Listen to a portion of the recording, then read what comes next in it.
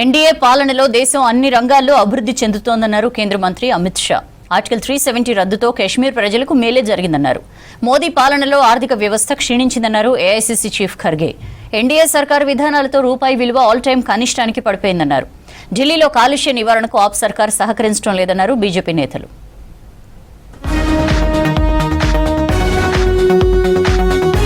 ప్రధాని మోదీ పాలనలో జమ్మూ కాశ్మీర్ వేగంగా అభివృద్ధి చెందుతోందన్నారు కేంద్ర మంత్రి అమిత్ షా. ఆర్టికల్ 370, 35A రద్దుతో భారత్లో జమ్మూ కాశ్మీర్ పూర్తిగా కలిసిపోయిందన్నారు.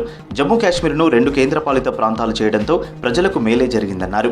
ఢిల్లీలో Jammu Kashmir and Ladakh through the age పుస్తకావిష్కరణలో పాల్గొన్నారు. కాశ్మీర్ అభివృద్ధికి కేంద్రం 80,000 కోట్ల ఆర్థిక ప్యాకేజీ ప్రకటించిందన్నారు అమిత్ షా. कश्मीर के लिए पुस्तक के लिए मैं बाद में कुछ जरूर कहूंगा, परंतु सबसे पहले मैं मनपूर्वक आईसीएचआर और एनबीटी को हृदयपूर्वक साधुवाद देना चाहता हूं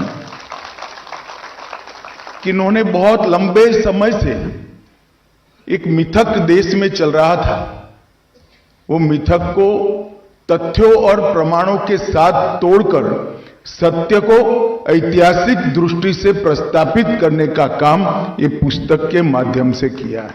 ఢిల్లీలో కాలుష్య నివారణకు ఎన్డీఏ సర్కార్ అన్ని చర్యలు తీసుకుంటుందన్నారు కేంద్ర మంత్రి నితిన్ గడ్కరీ. పెట్రోల్, డీజిల్ వాహనాలు పెరగడమే పొల్యూషన్ కు కారణమన్నారు.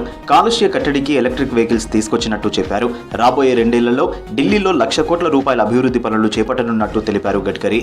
दिल्ली को पोल्यूशन से मुक्त